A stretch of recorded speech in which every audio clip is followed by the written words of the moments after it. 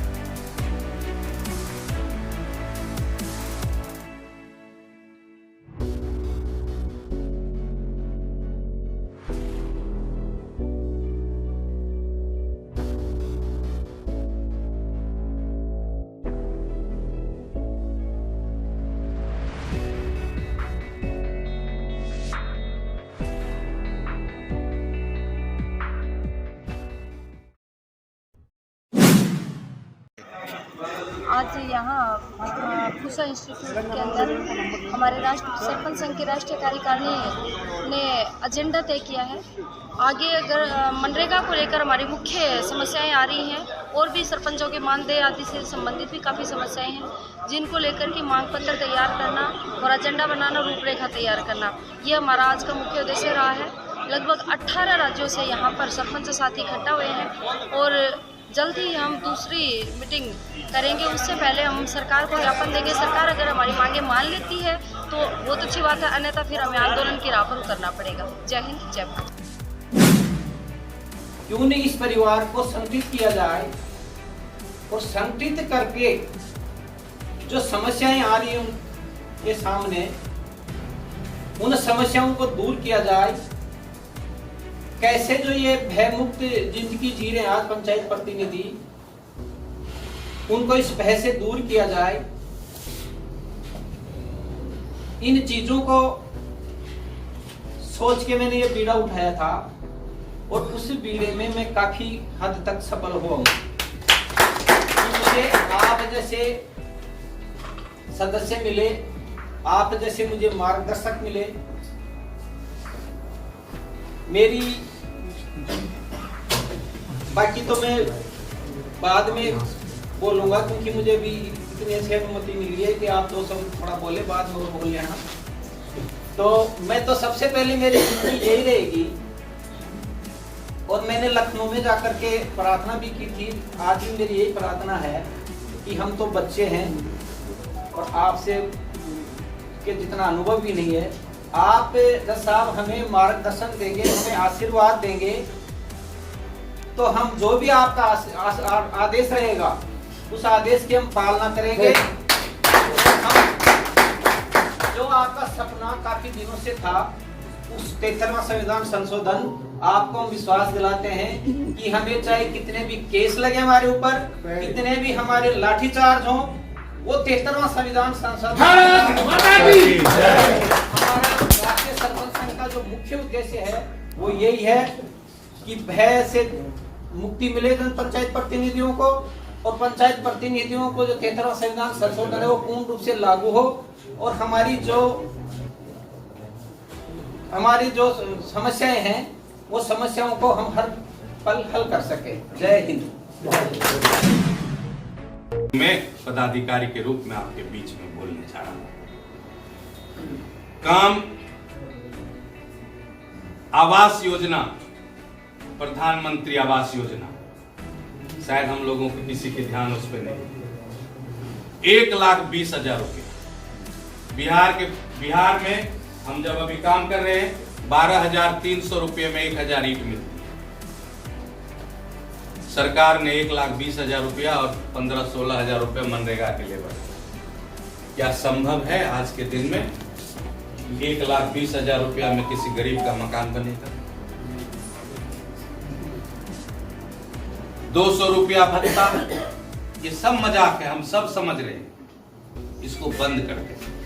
वो सरकार बंद करना चाहती है तो उससे अच्छा हम बंद कर देते। मटेरियल का पेमेंट, आप गौशाला बनाना चाहते, पशु के लिए घर बनाना चाहते, उसके लिए पैसा उसमें आप लगा दीजिए, मगर संगठन की एक चिराग मजबूती से जरूर जलनी चाहिए। जय हिंद, जय बिहार। प्रकार का नोटिस मेरे ऊपर है और बीच में कलेक्टर बिलासपुर 10 करोड़ रुपया पैसा देने का ऑफर करी मेरे को। मैं बता दिया कि आदित्य उपाध्याय बिकाऊ नहीं है, बस खत्म कहानी। विधायक को ही बोल दिया, ये पता कर सकते हैं, ये जानता है। तो साथियों, संगठन का कोई पार्टी नहीं होता। हम भाजपा कांग्रेस खेलेंगे, सक्सेस नहीं होंगे। केवल संघ, केवल संघ। और मैं ज्यादा आप लोगों को इसलिए नहीं बोलूंगा, आप जनता के बीच चुन के आए हैं, अब प्रधानों के प्रधान बन के यहाँ पे आप विराजे हैं, तो आप सब समझदार हैं कि हमारा जो हिमाचल प्रदेश है, खास करके जो अपर हिमाचल प्रदेश है, वहाँ पर एक तो सिग्नल की दिक्कत परेशानी सबसे ज्यादा रहती है। नंबर 2 बात ये है कि आज मुझे 2 महीने पूरे हो चुके हैं ऐप को मोबाइल में डाउनलोड करके, वो ऐप ही नहीं चल रहा है। अब जो अगर राज्य को लिया था, पृथक राज्य की मांग को लेकर मुलायम सिंह जी के गढ़ से छीनकर हमने अपना राज्य लिया था, मैं ऐसे राज्य से आती हूँ अध्यक्ष जी। मैं सबसे पहले आपकी इस लड़ाई में आपका जो है सैनिक बनने के लिए तैयार हूँ। इस आंदोलन को आती है, लेकिन उस समस्या का निपटारा जो है अकेले नहीं किया जा सकता है। हम एकजुट होके चलेंगे, एकजुट होके काम करेंगे। जहाँ हमारी मीटिंग्स है, जितना हमसे पॉसिबल होगा।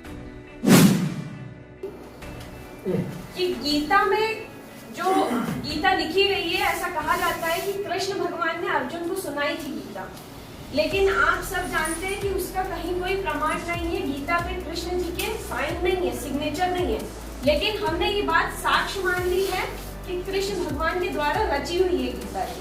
वैसे ही हमारी कोर कमेटी हो या हमारे प्रदेश अध्यक्ष हो या हमारे राष्ट्रीय अध्यक्ष हो, उन पर भरोसा करना हमारा काम है। अगर हम भरोसा नहीं करेंगे तो शायद हम हमारी जंग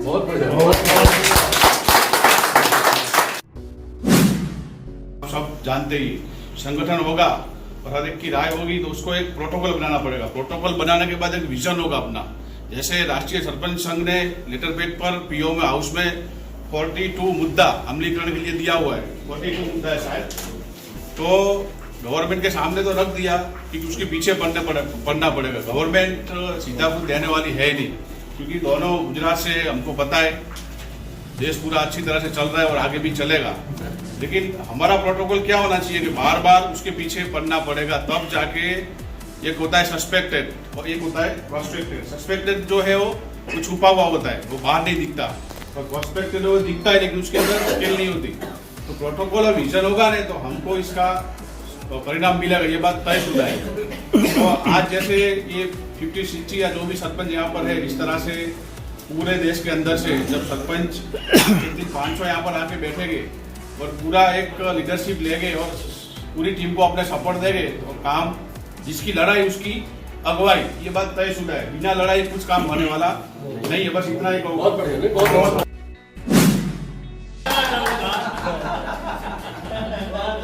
हम ताकत लगाएंगे। मैं ये कहना चाहूँगा, ये जो क्षेत्र है, जो चुनाव क्या है, वो राखीव है। ये जो भी क्षेत्र है, जो बोला मैंने, पूरे राखीव है।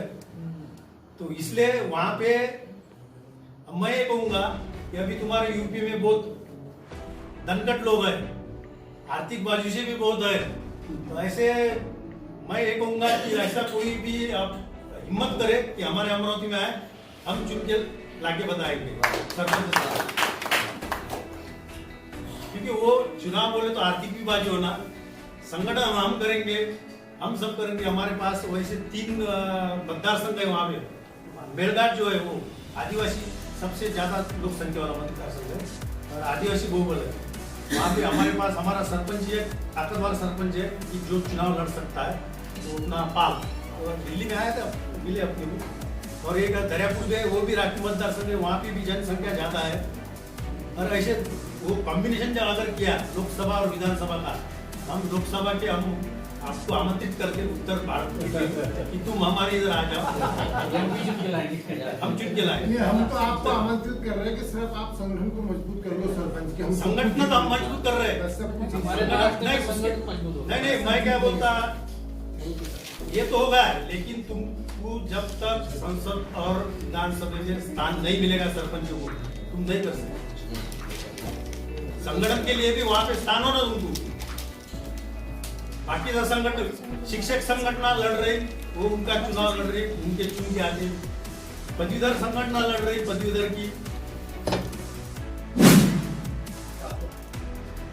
और इसको समझिए कि पूरी ये जो व्यवस्था है क्या है, ये कोई मामूली व्यवस्था नहीं है। आप ये कल्पना नहीं कर सकते हैं कि ये जो पंचायती राज व्यवस्था है, वो भारत में जो व्यवस्था संविधान ने लागू कर दिया, दुनिया में उसका कोई मुकाबला नहीं है। ये दुनिया में कहीं ऐसी व्यवस्था नहीं है। और अगर भारत में ये सफल हो गया तो दुनिया के सारे लोकतंत्र इसको अडॉप्ट करें। लेकिन मेरा दुर्भाग्य है कि भारत में ही फेल हो रहा है। विश्व गुरु शायद बने या न बने तो अलग बात है, लेकिन ये पंचायती राज व्यवस्था जिस तरह से संविधान में वर्णित है या जिस तरह से संविधान में उसको व्यवस्था को स्वरूप दिया गया है, अगर वो लागू किया जाए तो दुनिया के लोगों के लिए मजबूरी होगी कि इस व्यवस्था को हम लागू करें। आपल्या परिसरातील ताज्या बातम्या, नवनवीन माहिती आणि महाराष्ट्रातील यशस्वी सरपंचांच्या यशोगाथा पाहण्यासाठी आमच्या सरपंच माझा या YouTube चॅनलला सबस्क्राईब करा. पाहत रहा सरपंच माझा, एकच ध्यास गावाचा विकास.